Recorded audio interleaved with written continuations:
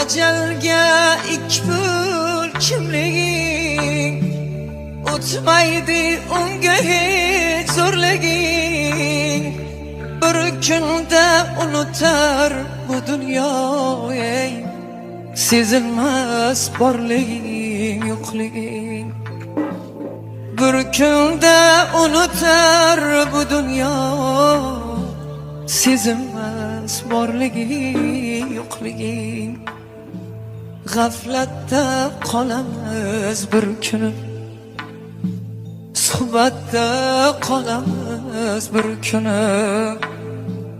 G'aflatda qolamiz bir kuni, suhbatda qolamiz bir kuni. Ko'rganki ko'zlarning